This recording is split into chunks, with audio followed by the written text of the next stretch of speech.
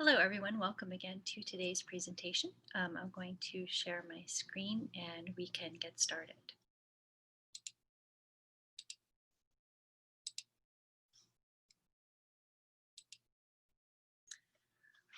Okay, so you should be able to all see my screen now. I'm just going to start the slideshow. Okay, there we go. We are ready. So again, welcome. Thank you all for attending. My name is Melanie Blake, and I'm the administrative assistant for the World War I Association. And in my day job, I run a company called Classical Pursuits. We do literary trips around the world, and I specialize in trips about the literature of World War I. And I got into this about 5 or 6 years ago. Another colleague of mine wanted to lead a trip, but was about World War I poetry, but was unsure about all the guiding aspects, all the logistics and everything that comes with being a guide. And I'd lived in France before, and I love traveling. I was a tour guide, and I thought, well, I'll do it. And after a year of intense preparation, I did, and I've been reading World War I prose and poetry ever since, and I'm always learning something every day. Okay, so we are going to get started. A quick reminder: I'll take questions after the presentation. So feel free to send in questions on the chat or ask me questions at the end. And let's get going. Recalling War. So the title of this presentation comes from a poem by Robert Graves of the same name, and I chose that title because the word recalling to me seems to signify a sense of agency or an action that when you call something up or you call it back, that you might not necessarily have with the word remember. And so I wanted to capture that sense of calling up or calling back or recalling the action of it, because I think that's a lot of what we're doing when we're attending memorial events or going to places of memory or reading World War I poetry. Just a very quick context. This is condensing a lot of information into one slide, but just for some very quick context. So memorials to mass casualties and to the memory of those soldiers, the everyday soldiers who served and died, were still relatively new at the time of World War I. Until then, overall, the focus had been on commemorating generals or other authority figures, often with equestrian statues, and there's no shortage of equestrian statues around the world. You can see an example here from about 1435. This is by Donatello, and this is still today in Padua in Italy. On the left, and then on the right you have a statue or a memorial to the Boer War, the South African War. This is in Cardiff in Wales, and it dates to I think 1902 or 1904.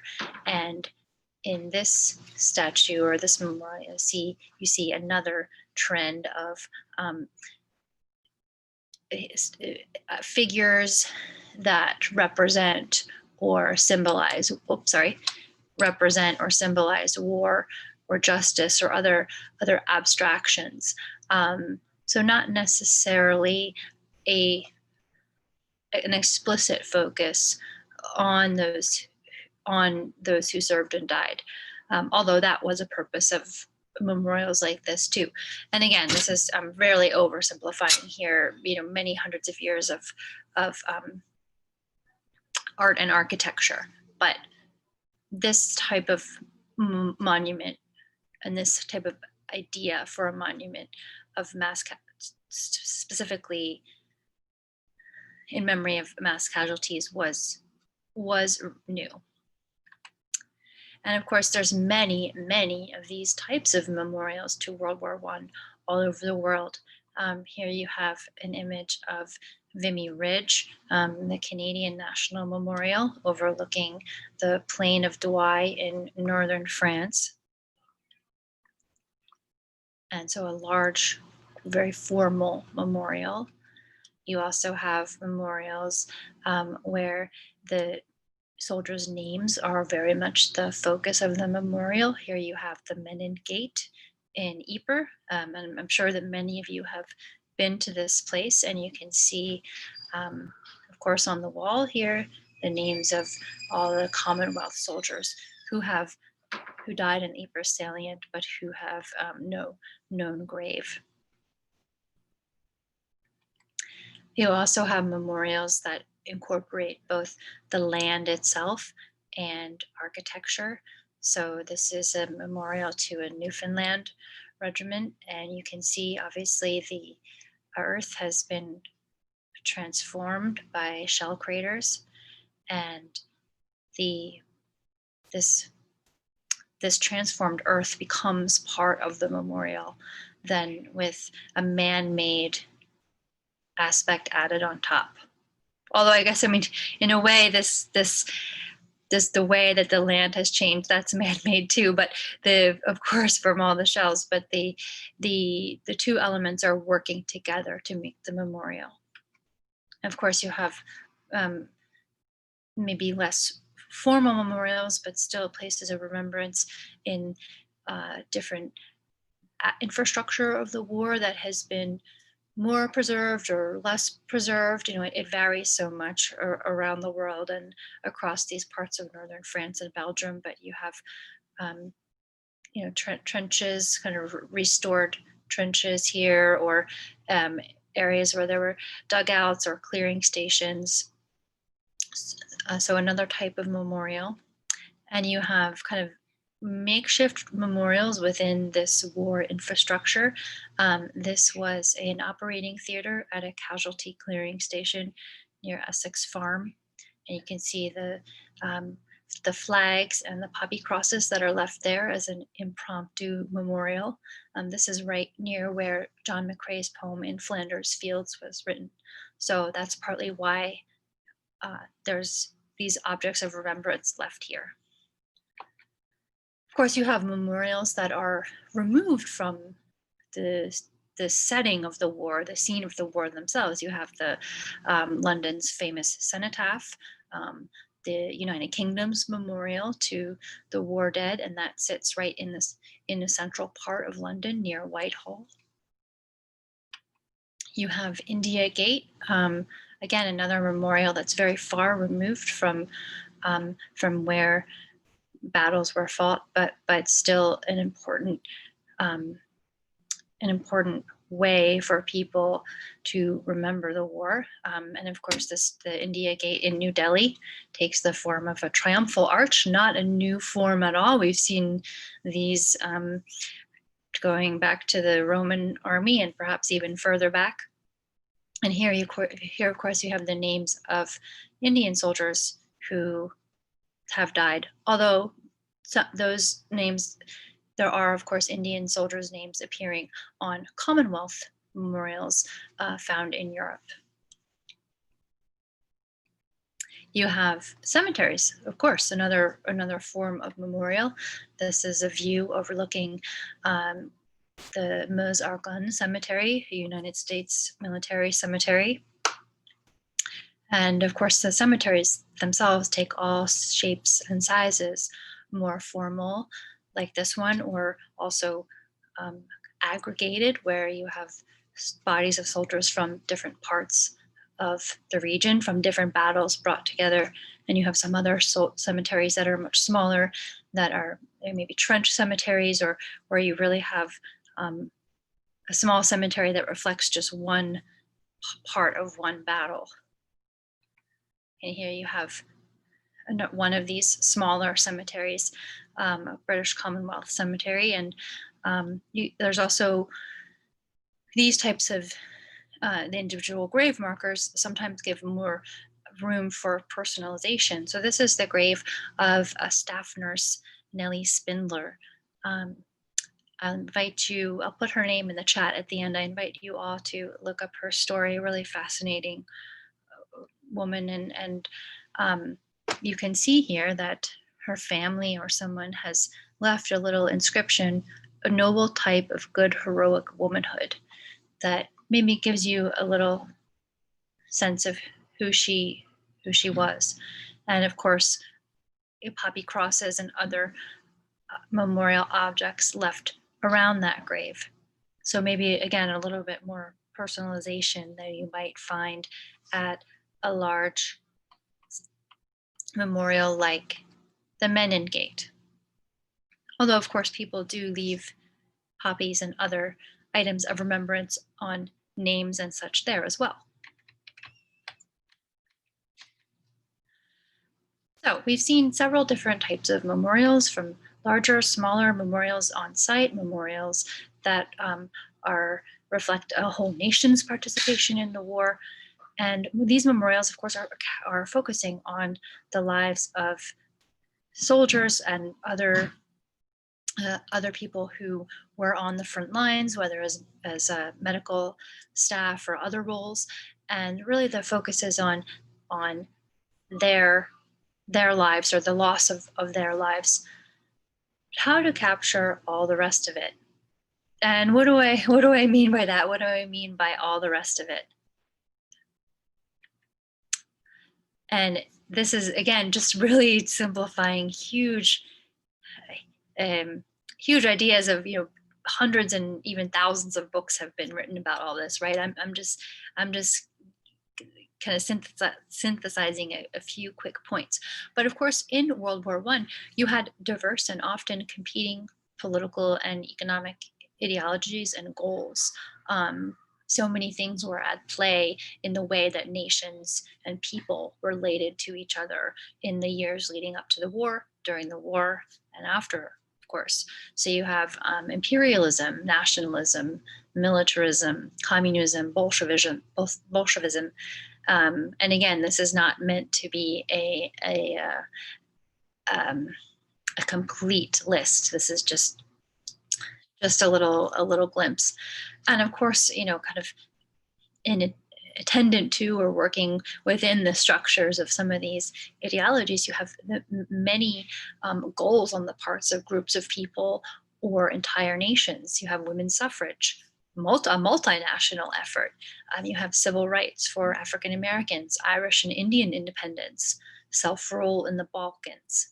You have maybe smaller but still very important goals or agendas, control of the Bosporus on the part of Germany.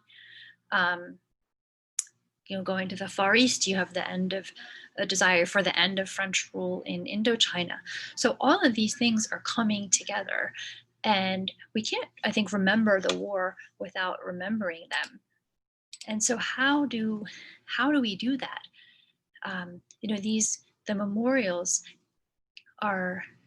The memorials capture the lives of all these people who fought or served and died. But I think we have to find another way to also remember all the rest of it. And of course, and moving beyond just kind of political and ideological concerns, you have, sorry, my arrow is a little stuck here. You have this idea that the war, it encompasses an enormous range of human experience, everything about being human.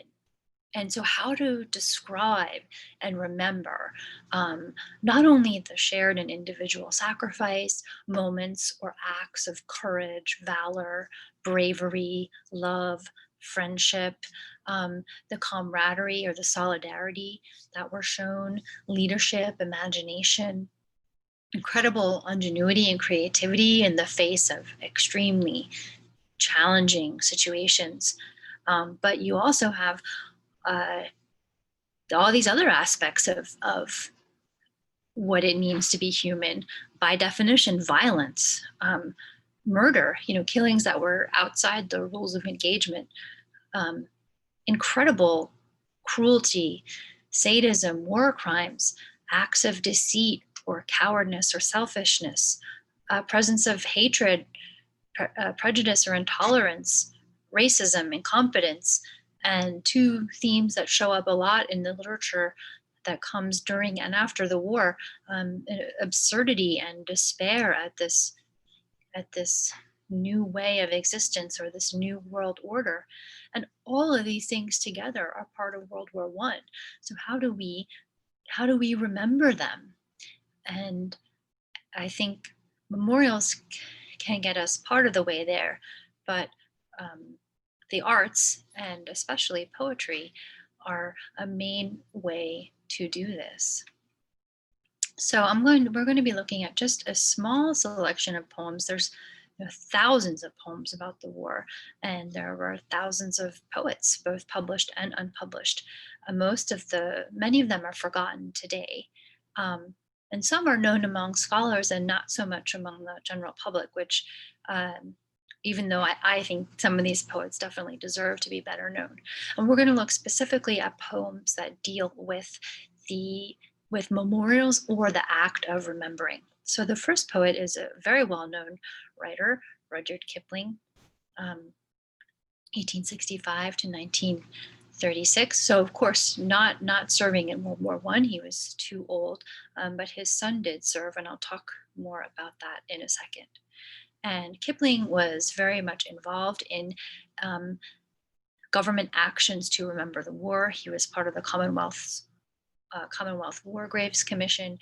A lot of the phrases that we see on Commonwealth memorials, such as a soldier of the Great War, know none to God, these are his contributions, many of them drawn from the Bible.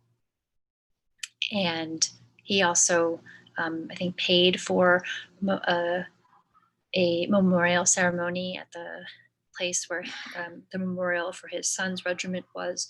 So this was a major interest of his.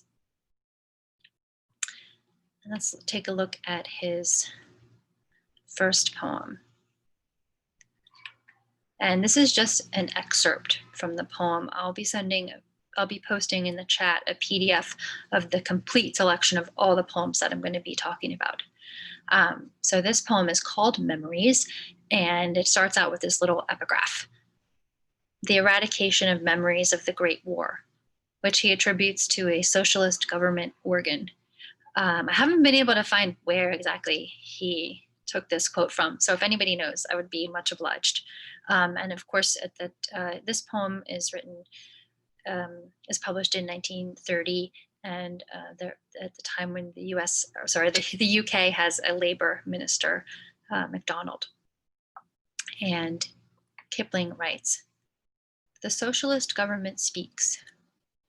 Though all the dead were all forgot, and raised were every tomb, the worm that dieth not, compels us to our doom. Though all which one was England stands, subservient to our will, the dead of whom we washed our hands, they have observance still. We laid no finger to their load, we multiplied their woes, we used their dearly opened road to traffic with their foes. And yet to them men turn their eyes, to them are vows renewed, of faith, obedience, sacrifice, honor, and fortitude, which things must perish. But our hour comes not by staves or swords, so much as, subtly, through the power of small corroding words. No need to make the plot more plain by any open thrust. But, see, their memory is slain, long ere their bones are dust. Wisely, but yearly, filch some wreath, lay some proud rite aside, and daily tarnish with our breath the ends for which they died. Distract, deride, decry, confuse, or, if it serves us, pray. So presently we break the use and meaning of their day." So in some ways, a typical poem by Kipling in the rhyme schemes and the rhythms, but also a very angry and bitter poem. In his view, there is a certain way to remember the war and those who died in it. And in his view, the United Kingdom as a nation is not doing this. So he's urging people, wisely but yearly filch some wreath. So take a wreath and remember on your own. I think one thing to consider when reading this poem, and again, this is just for your consideration. I'm bringing in a strategy that I use in the discussions that I do for classical pursuits, which is mostly about asking questions and proposing ideas. I will give some of my thoughts on the poem, but my main goal is to just present these poems to you and encourage you to read the PDFs on your own and think about them and ask yourself questions about them and your assumptions, and to challenge those assumptions, and to really kind of take each poem on its own terms. Anyway, so he's mentioning ideas that for him are very important, and also traditional ideas that we would associate with war and remembering war: faith, obedience, sacrifice, honor, and fortitude. Ideas that, it has to be said, were really, especially this idea of honor, really questioned during World War I. And you could understand in a way why Kipling was bitter. His son John was killed, I believe at the Battle of Loos, so early on in the war. But John Kipling also had terrible eyesight, and Rudyard Kipling pulled a lot of strings. He was very famous by the time of the war, had worked as a journalist, had been involved in government, and was a famous writer, and he pulled a lot of strings to get a commission for his son, even though he had eyesight that, from my understanding, would have disqualified him otherwise. And then his son is killed. So I think that raises puts a twist in this poem. Whose honor is it? Is it John's or Rudyard's or both? There's no one way to answer this. I'm just offering you some food for thought. And how do we decide what to remember, and who gets to remember what, and how we should remember? And I think that's a very interesting question in the context of what I was saying earlier about just the incredible range of human experience that was World War I.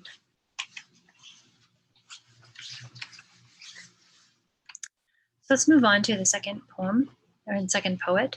This is Siegfried Sassoon, shown here in his uniform. A younger writer, of course, than Kipling. He was born in 1886, and as you can see, he survived the war. He wrote a lot about it. He's probably best well known for his war poems, although he didn't necessarily want to be. He also wrote a lot. He wrote some autobiographical novels, or they kind of span the boundaries of memoir and novels. For example, Memoirs of an Infantry Officer. And he was at one point very much, so he was served in the war pretty early on, and then became very much opposed to it, believing that the Allies had a real chance for a negotiated peace and had not taken it. And he was very angered by this and made formal protests against the war. And it's a long story that I don't have time for all the details here, but was sent to Craig Lockhart Hospital, which was a British military hospital, until he could change his tune. And here is his poem. This is the poem in its entirety, and an entirely different poem, as you can see, from Kipling. This is called On Passing the New Menin Gate. Who will remember, passing through this gate, the unheroic dead who fed the guns? Who shall absolve the foulness of their fate, those doomed, conscripted, unvictorious ones? Crudely renewed, the salient holds its own. Paid are its dim defenders by this pomp, paid with a pile of peace-complacent stone, the armies who endured that sullen swamp. Here was the world's worst wound, and here with pride their name liveth forever, the gateway claims. Was ever an immolation so belied as these intolerably nameless names? Well might the dead who struggled in the slime rise and deride this sepulchre of crime. So also an angry and bitter tone like the Kipling poem, but the complete opposite perspective. For Sassoon, there is not heroism.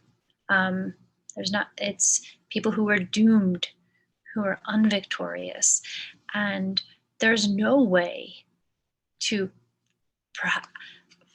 You may disagree, maybe you disagree, but I guess I'm wondering. And is he saying in this poem, is there any right way to remember these people?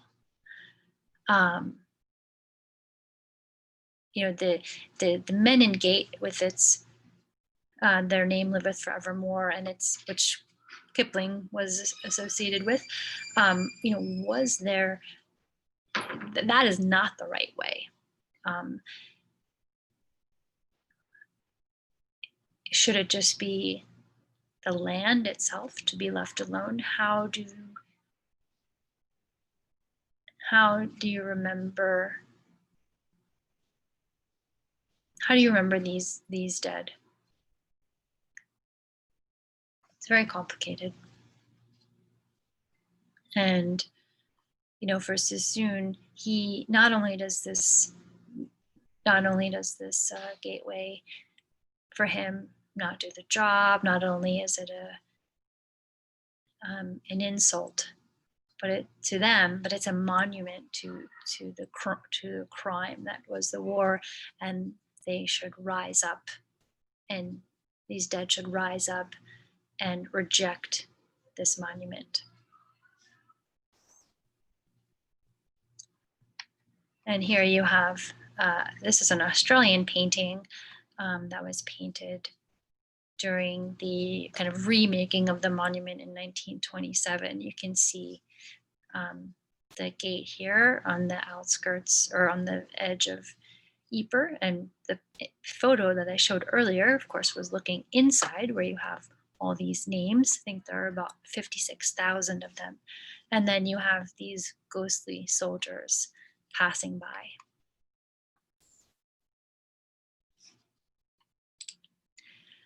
Our next poem is by Charlotte Mew, who is not so well known as a World War I poet, and she wrote a fair bit of poetry, not all of it about World War I, but she did write some very influential poems about the war. And I'm going to share her most famous one with you. And she was a very experimental poet. She's kind of linked to the Victorian age, but she wasn't maybe Victorian in her sensibility or her aesthetics.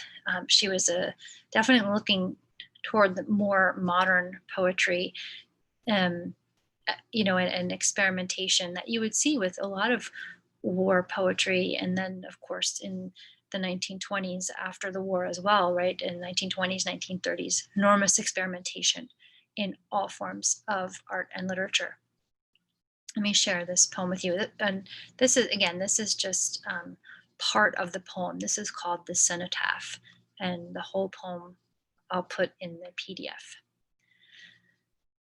She says, "Not yet will those measureless fields be green again, where only yesterday the wild sweet blood of wonderful youth was shed. There is a grave whose earth must hold too long, too deep a stain, though forever over it we may speak as proudly as we may tread. But here, where the watchers by lonely hearths from the thrust of an inward sword have more slowly bled, we shall build the cenotaph, victory, winged, with peace, winged too at the column's head, and over the stairway at the foot, oh, here leave desolate, passionate hands to spread violets, roses, and laurel, with the small, sweet, twinkling country things, speaking so wistfully of other springs from the little gardens of little places where son or sweetheart was born and bred. Only when all is done and said, God is not mocked, and neither are the dead. For this will stand in our marketplace. Who'll sell? Who'll buy? Will you or I lie to each other with the better grace, while looking into every busy whore's and huckster's face as they drive their bargains, is the face of God and some young, hideous, murdered face. And again, this is just a portion of the poem. I've cut out some in the middle. So there's a lot of ideas in this poem, especially in the whole thing, but I did want to draw your attention to just a few things to consider. It seems in some ways that the land itself and the fruits of the land might be for her a way to remember the dead. So when she talks about building the cenotaph, she mentions these statues, right? These allegorical statues, winged victory. But it seems like she might be suggesting that sorry for that. That the real act of remembering comes when women of those who lost sweethearts or husbands or sons, they come and put flowers and flowers of the places where they're from and spread them at the foot of the cenotaph. And I think I want to draw your attention also to this line. So the earth, the earth itself as a grave holding one long deep stain, though forever over it we may speak as proudly as we may tread. Maybe suggesting that the earth itself is its own memorial, and by going there, is she saying by going there that we may speak proudly of the dead? I don't know, just a thought. And she kind of, the poem, the scene or the setting of the poem kind of changes a little bit, and she gets to the cenotaph itself. And for this, the cenotaph will stand in our marketplace. And of course, it is in a very central part of London. Let me just go back to it for a second. Oops, here it is. So in the middle of things, it's not set away from things, and in this way, it is a place where that people pass by every day, that they come to as they do their business, and that it's not a place that they go specially to remember. It's a place that's present in their daily lives, in their commercial lives too. I think she's asking, is that good? Because it's not, oh, once a year we remember. It's part of our routine to see this marker, or is that bad? Does having it in a place where commerce is done, does that cheapen the memorial or the act of remembering? And I think these last lines are interesting and very, we could talk about them for a long time, but looking into every busy whore's and huckster's face as they drive their bargains is the face of God and some young, piteous, murdered face. Are God and the ghosts of these, or the memories of these soldiers, are they remonstrating? Are they there encouraging people or demanding that people remember? And will you or I lie to each other with better grace? Lie about what? About our commitment to remembering. As always in poetry, the interest is in the ambiguities. The next poet is an American poet, James Weldon Johnson. You may best know him as the author of Lift Every Voice and Sing, often referred to as the African American national anthem, and maybe the autobiography of an ex-colored man, which he was also famous for. But he wrote poetry as well. And the poem that I'm going to share with you, again, is just a little portion of a much longer poem. This poem is called St. Peter Relates an Incident of Resurrection Day. And it's a long poem where St. Peter is recounting to the angels in heaven around him an event that happened on Judgment Day or Resurrection Day. Just to let you know, this poem does have a racial slur that I'm not comfortable saying, so I won't say it.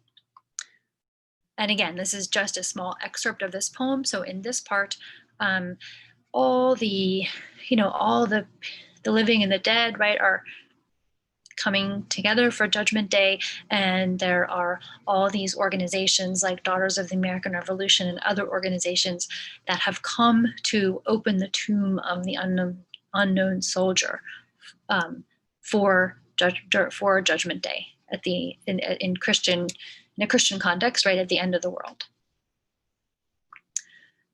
The fear was groundless. When they arrived, in fact, they found the grave entirely intact. Resurrection plans were long, long past completing ere there was thought of reinforced concreting. They heard a faint commotion in the tomb, like the stirring of a child within the womb. At once they saw the plight and set about the job to dig the unknown soldier out.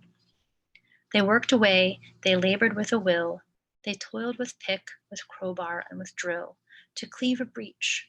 Nor did the soldier shirk. Within his limits, he helped to push the work. He, underneath the debris, heaved and hove, up toward the opening which they cleaved and clove. Through it at last, his towering form loomed big and bigger. Great God Almighty! Look, they cried, he is a... Surprise and consternation and dismay swept over the crowd. None knew just what to say or what to do, and all fell back aghast. Silence, but only an instant did it last. Bedlam. They clamored, they railed, some roared, some bleated.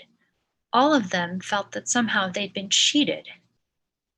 The question rose, what to do with him then? The clan was all for burying him again.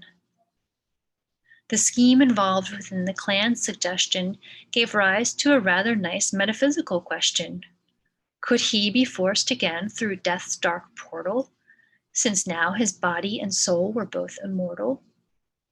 Would he, forsooth, the curious-minded queried, even in concrete, re-entombed, stay buried?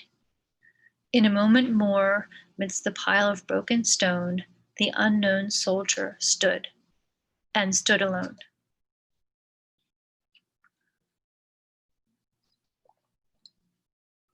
Just a little context for this poem.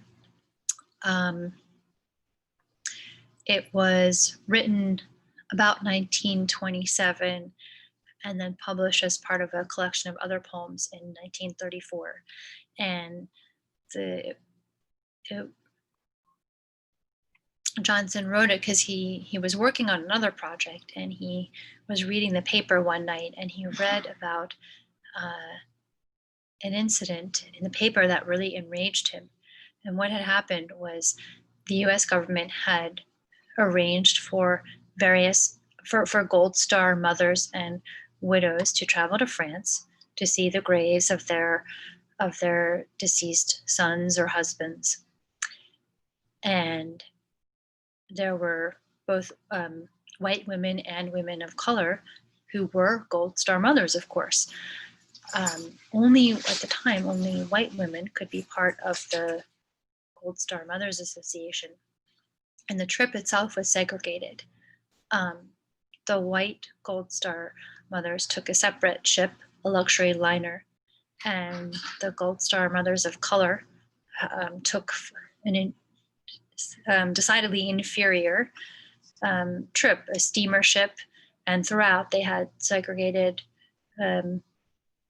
accommodations and actually weren't all on the same trip for these reasons of segregation. For Johnson, this was intolerable.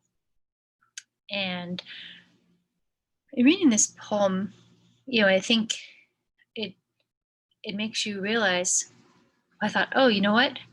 I actually did assume that the unknown soldier was a white person. Why? Why did I think that? I thought. And statistically, there were, perhaps it would be more likely, there weren't as many African Americans in combat on the front lines. Many were in labor battalions. All of these too were often exposed to very dangerous situations. But why? Why necessarily that to represent the unknown soldier of World War I for the United States? Why do I have that assumption? And I think James's poem makes us, Johnson's poem makes us maybe question other assumptions that we have about what do we remember? What do we leave out? What's the right way to remember?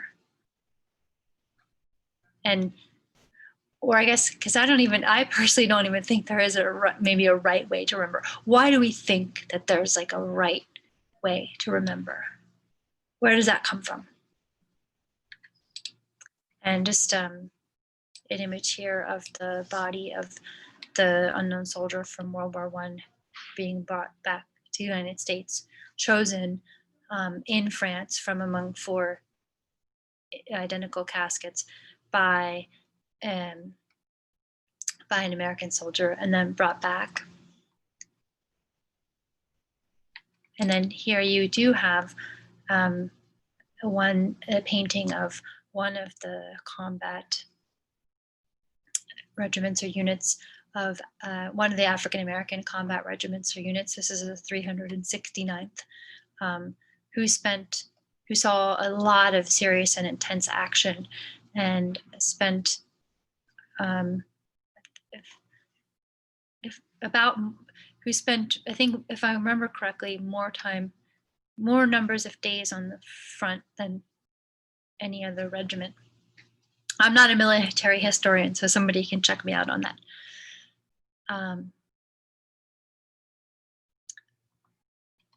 Right, let's move on to our final poem and poet, Robert Graves, who did serve in the war. I couldn't find a good public domain picture of him in uniform, so I have this picture of him just in a suit.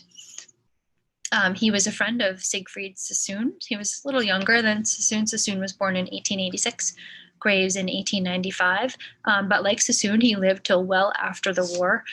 And he is perhaps, he's as well known, at least I would say, for his writings about mythology as his writings about World War I. And he really didn't want to be necessarily associated with those writings. And in his autobiography, which some of you may have read, Goodbye to All That, he writes about leaving England and leaving the war behind. And his poem is the one where I take the title of my presentation, Recalling War. Again, this is just a part of the poem, so I've taken off some in the beginning and then a bit in the middle. And he says, "What then was war? No mere discord of flags, but an infection of the common sky that sagged ominously upon the earth, even when the season was airiest May. Down pressed the sky, and we, oppressed, thrust out boastful tongue, clenched fist, and valiant yard. Natural infirmities were out of mode, for death was young again, patron alone of healthy dying, premature fate spasm. War was return of earth to ugly earth. War was foundering of sublimities, extinction of each happy art and faith by which the world had still kept head in air, protesting logic or protesting love, until the unendurable moment struck, the inward scream, the duty to run mad. And we recall the merry ways of guns, nibbling the walls of factory and church like a child, high crust, felling groves of trees like a child, dandelions with a switch. Machine guns rattle toy-like from a hill, down in a row the brave tin soldiers fall. A sight to be recalled in elder days, when learnedly the future we devote to yet more boastful visions of despair.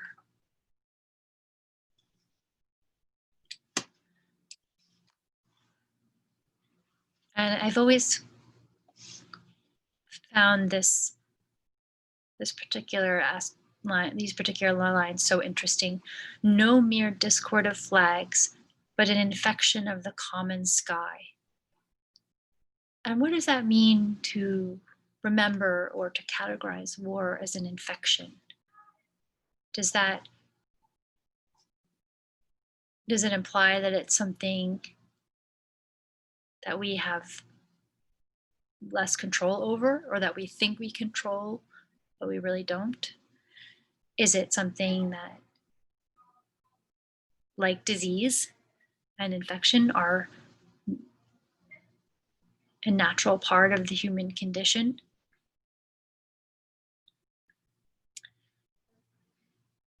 And I think what's also interesting about this poem is, like Kipling, you can see anger, like Kipling's poem, you can see anger and bitterness, but an entirely different stance from Kipling toward remembering war. He says, well, when we recall the merry ways of guns, maybe suggesting that we romanticize it or downplay it. Here he's using examples of children's toys. I like it, and says, when it says, when learnedly the future we devote to yet more boastful visions of despair, maybe suggesting that in this remembering, we haven't learned anything. He wrote this, oh gosh, I'm drawing a blank on the date here. I'll get that date for you, but it was, I believe it was in the 30s. So it was after World War, well after the war, but before World War II. And of course, but his poem is very prescient because, whoops, you have here, on September 1st, 1939, bombing and invasion of Poland by Germany and the beginning of World War II. And so, you look at his poem and think he's not wrong. That's where we went, yet more boastful visions of despair. And do we continue to go there? That's a big question too. And it's interesting, again, the contrast with Kipling, but Kipling was also very prescient about World War II. So there's so many complexities and contradictions and crossovers. And I think this, for me, is what is so interesting about reading World War I poetry, because, as I mentioned in the introduction to my, in the announcement that I sent out, right, so many millions of people's lives were either ended or affected. And if you just think about all the emotions and experiences that people had during the war, whether they were combatants or non-combatants, or whether they were near the battlefields or far from them, whether they lost somebody or didn't, whether they were wounded, perhaps, wounded severely, like Graves. Graves was so severely wounded that he was reported to have died. I believe in the Battle of Mametz Wood. And poetry, for me, and prose and other forms of writing, are a way to look into the minds of the people and see what they thought, and sometimes they may not even, it's sometimes hard to know how to understand or process an experience, even if you've had it yourself. So these poems are also, maybe they're attempts to make sense of what has happened to them. And there's opinions and ideas of all shades and stripes, and some we might not agree with, some we might find offensive, some might speak to us, might resonate with us very clearly or deeply. And regardless of my reaction, I always kind of try to step back and think, well, why do I have this reaction? And try to understand as best I can what the poem is saying and how it makes me feel. And I wanted to leave you with one final quote. This is from a British scholar named Santanu Das. And he says, "We seldom read such poetry. It is usually a matter of rereading, remembering, returning, with familiarity, surprise, sometimes resistance. We associated it with a part of our former selves."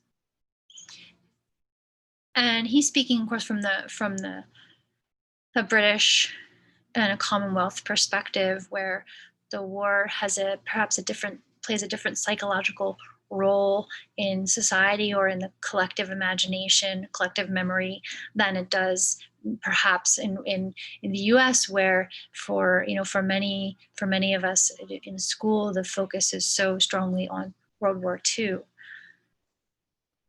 And I think so, but regardless of the perspective we're coming from, I think his quote makes a lot of sense, because these poems or ideas or snatches of them, phrases from them, are passed down, and we might know them even before we read them.